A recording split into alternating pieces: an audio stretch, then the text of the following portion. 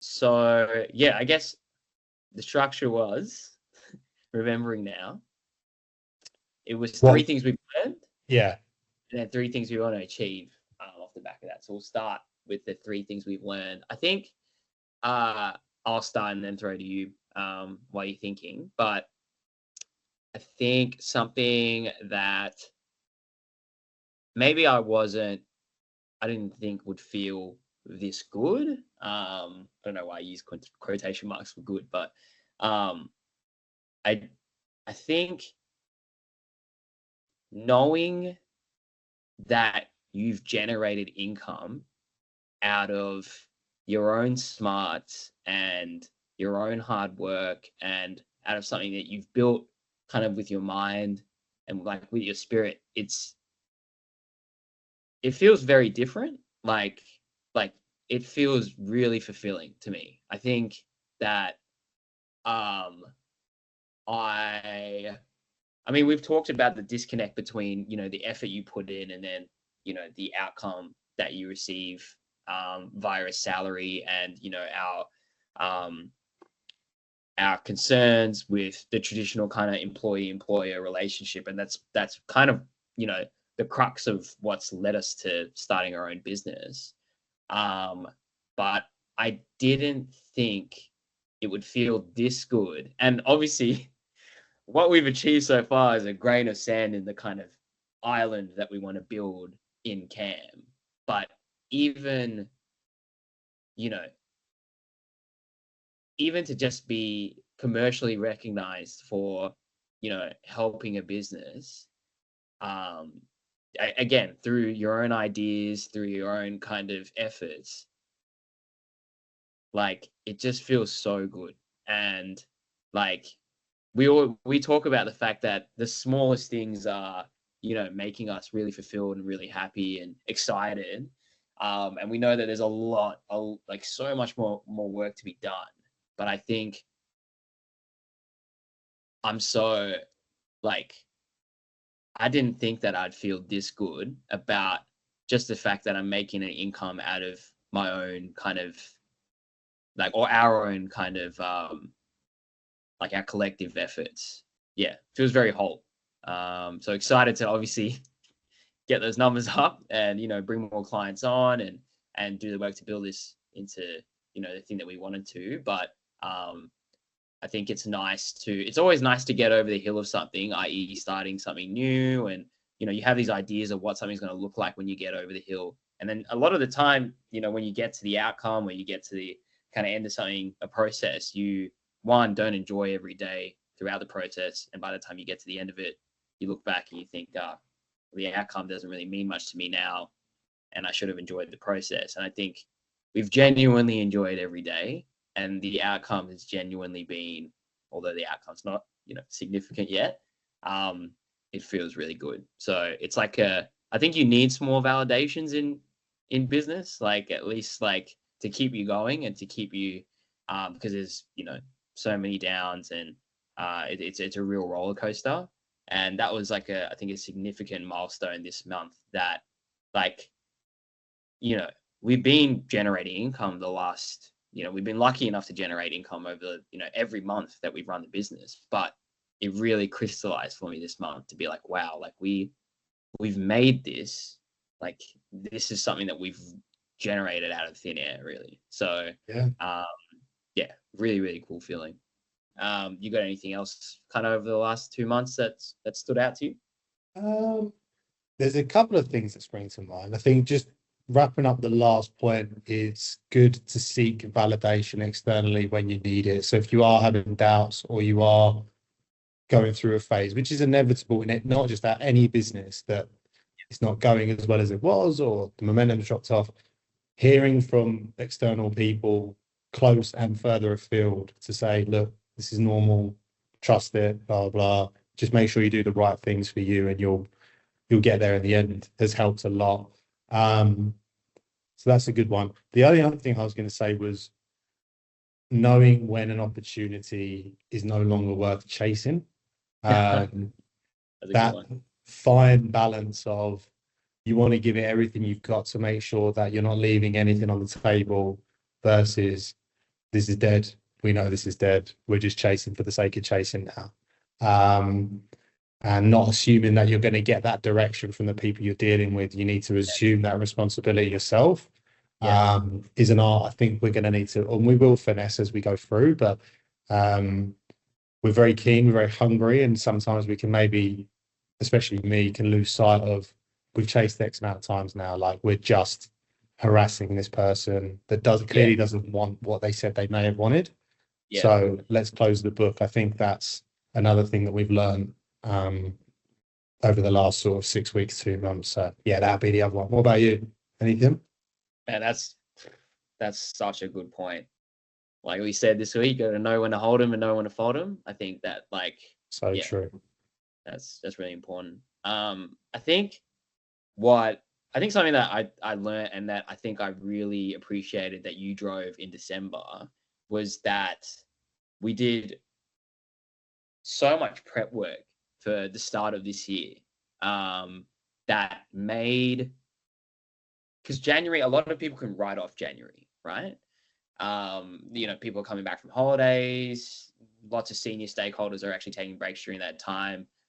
Usually because school holidays, the kids are off, or taking a break when macro environmental conditions are, consumer demand might be down for retail products, or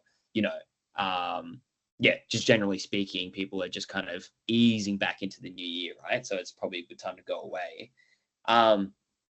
And we could have used January as an excuse to say, all right, let's like ease into things. Let's get some collateral sorted. Let's, get our ducks in a row. And then February, when we know the market, is starting to pick up again, we'll go again, type of thing.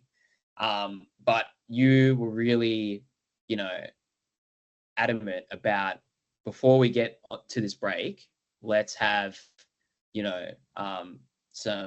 let's have an honest conversation about every pitch that we've done, and let's go through each of them with some set criteria, so that when we start pitching again in January or in the new year, we have a bit of like a pitch playbook to know, okay, these are the mistakes we've made, let's not make them again. You know what I mean?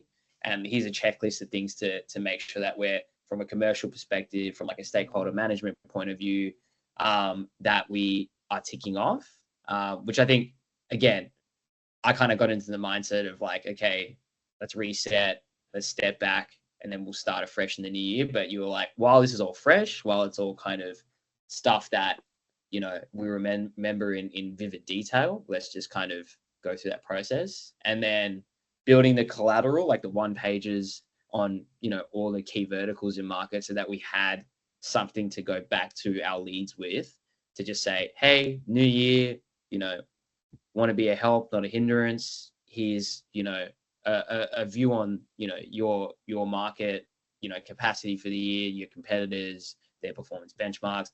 I think that made the start of the year so much easier for us. And I think that it signaled intent to our partners as well, and our potential clients as well, to show that we're ready to go, and that we're eager. And I just think, like, where everyone else is still defrosting after the holiday period, I feel like we've been at it for a while, and in a good way. You know what I mean? I feel like we're pitch fit. I feel like we're coming up with really great ideas on a daily basis. I think we haven't missed a beat. I think the tempo of our work is really good. So credit to you, man. I think that using the idle time in December to get ready for the start of the year, it almost means that, like, when everyone else has like a 10-month year or 11-month year, we've started from day dot. Literally, I mean, the second of Jan. Yeah. No, that was awesome. Yeah, good. I mean, look, can't take all the credit. You literally diagnosed it all, mapped it out, has given us our checklist, so it's definitely shared effort. But sweet. All right. What are you looking forward to in the next month, man? I'm looking forward to the market getting back to normal. I ain't gonna lie. I'm looking forward to all the parents coming back from their extended time off, looking after kids and stuff, and and yeah, everything getting back to some sort of normality. I think, look, like you said, it's the same every year. It's the same when we were at Holdco. It really is until February that things start picking up, and we also came back on the second, right? So it feels like we've done a long time back ourselves, but I am looking forward to somewhat of normality to resume, and yeah, hopefully we can pick up where we left off from November previously and get some good traction going. So that's the main thing I'm looking forward to. But I'm assuming you're the same, but anything else? Yeah. No, very much so. Very much so. I think something else on my end is probably we do a lot of, and this is kind of brought up by someone that is obviously a mentor to us that we respect a lot. But I think doing more, and it's I guess something that we've shied away from just because we're big on the work, we're not big on the profile. You know what I mean? Um, and we're working towards changing that, obviously, because it's a necessity in our industry, and when you're building something on your own. But definitely finding creative ways to showcase our smarts, and I'm not going to use the acronym, but just putting thought pieces together that I think are reflective of not so much us like beating our chest, but generally the conversations that we have about not only the affiliate market, but general performance media and Yeah. advertising in general as well. I think finding ways to communicate that to prospective clients, current clients, our general networks will be fun. I think I've never actually looked forward to putting our ideas out into the world. And now I really am. So, it's always about kind of getting into the right headspace so you can do good work. And I think we're there. So we'll see what comes of it. But just that transition between, we've been documenting our journey. We've been sharing a lot with our network around, what it's like to start a business and, what it's like, the things that we go through. And we will keep doing that for sure. But yeah, it's going to be nice to also pivot into to talking about our industry in general and marketing and advertising as a whole. It's ironic, isn't it? Because almost a third of the pitches that we pull together in terms of each pitch individually, a third of it is spent analyzing macro trends, doing market analysis, all of that. But we never ever do it for like our channel or our ecosystem in isolation. It's only in a pitch scenario. So we're actually well versed in doing it. We've always ever done it at an industry or a vertical or a category level. We've never done it for our channel, and we've never written it. We always speak to it. So True. I think we're gonna do it. Like it is. But I'm with you. I'm looking forward to kind of pulling our thoughts together, and hopefully we can come up with something that's a little bit nuanced to the kind of standardized concepts that are out, and provide some value in that sense, and get a bit of discussion going. I think that's a good shout, man. The only other thing I'm looking forward to, which, and again, this kind of goes against the grain for us historically, but I do think in the last couple of years we've changed our opinion on it a little bit, and we are coming more and more into that world now. Is I actually towards the end of the year really enjoyed the networking events. Right. Back in the day, you and I didn't really make too much of an effort for, which is definitely to our detriment. But some of the ones that we attended last year, or I attended last year, were really, really good and really, really helpful. And I think a lot of the key players in our market, in our space, are leveling up their event organizing and the content that's in them. And obviously, as the market grows, you're getting that much more broad array of people going. There's a lot more discussions being had, and it was really, really enjoyable. So I never thought I'd say that, but when they start to come back as well, the networking events were really, really good. So I'm actually looking forward to those as well. Be good. Man, look at this growth. Wow. I know. Who would have thought? If you asked us 5 years ago, networking, crazy. Yeah. We've come a long way, man. We've come a long way. I guess no.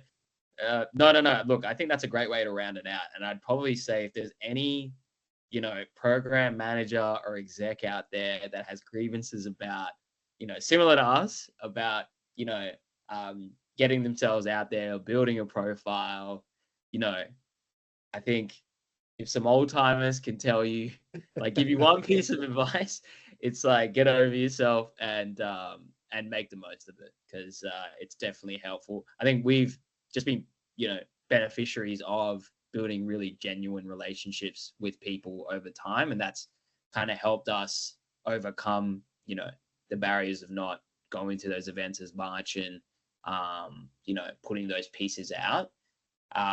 But yeah, it would have helped if we definitely did more of that in our roles previously. And to be fair, I think we did that towards the tail end of our careers, just we did in holding coach. Sorry, just knowing that, yeah, it's really important. So we're growing, man, as a business and as people. So there's not really much more that you can ask for.